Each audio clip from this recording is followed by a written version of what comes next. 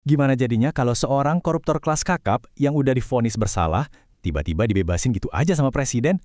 Nah, kali ini kita akan coba bedah bareng-bareng apa sih yang sebenarnya terjadi di balik politik pengampunan presiden di Indonesia. Oke, mari kita langsung masuk ke ceritanya. Ada satu kejadian mengejutkan nih di Indonesia. Bayangin, seorang eksekutif papan atas yang udah dipenjara karena kasus korupsi, tiba-tiba dibebaskan oleh presiden. Kok bisa ya? Gimana caranya ini bisa terjadi? Nah, semua ini bermula dari satu nama yang jadi pusat perhatian. Namanya Ira Puspadewi. Keputusan presiden untuk membebaskan dialah yang langsung memicu perdebatan panas di seluruh negeri. Jadi, siapa sih Ira Puspadewi ini?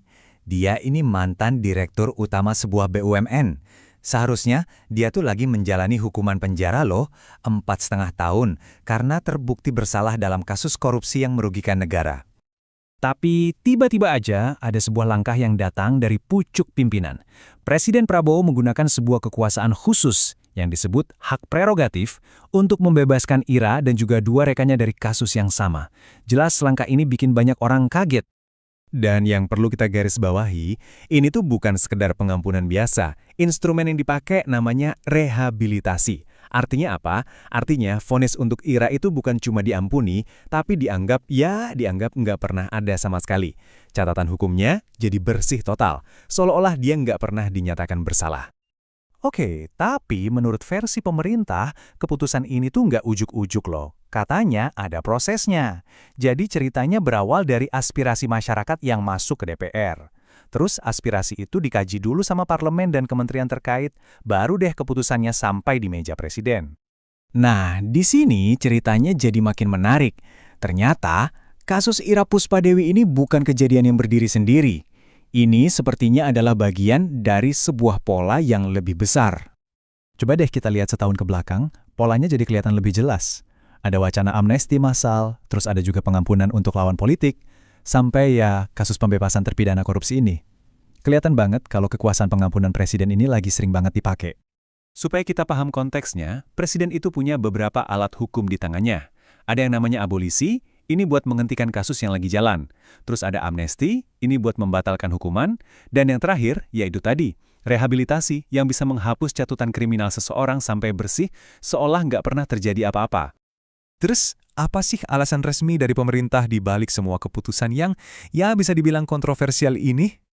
Kalau untuk kasusnya Ira, alasan resminya begini. Pemerintah bilang, ini adalah bentuk koreksi. Koreksi atas apa?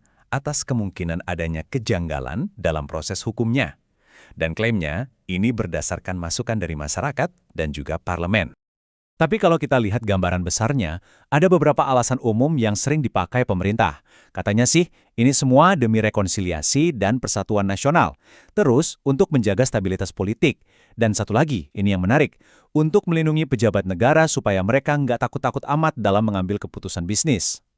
Tapi tentu aja nggak semua orang setuju dengan alasan itu. Ada sisi lain dari cerita ini. Para pegiat anti korupsi dan pakar hukum justru melihat hal ini sebagai ancaman yang serius banget buat rasa keadilan.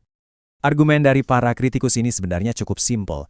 Logikanya begini, kalau putusan hakim yang sudah ketok palu bisa dibatalkan begitu saja oleh keputusan politik, pesan apa yang sampai ke masyarakat? Ya pesannya seolah-olah hukum itu bisa dinegosiasi, bisa ditawar. Nah inilah yang ditakutkan bisa melemahkan efek jera bagi para koruptor.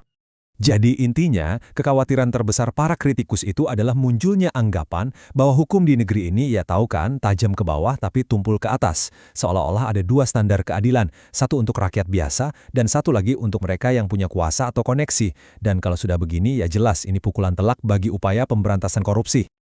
Nah, semua ini pada akhirnya membawa kita ke sebuah dilema utama, ke jantung persoalan dari seluruh perdebatan ini. Jadi, kalau mau disimpulkan, ini adalah benturan antara dua prinsip besar. Di satu sisi, ada hak konstitusional yang memang dimiliki oleh presiden. Tapi di sisi lain, ada yang namanya wibawa dan kemandirian lembaga peradilan. Dua hal ini lagi berhadapan langsung. Dan ini meninggalkan kita semua dengan satu pertanyaan besar yang sangat fundamental untuk masa depan Indonesia. Kalau sudah begini, pada akhirnya, siapa yang punya kata terakhir soal keadilan di negeri ini? Apakah pengadilan? Atau penguasa?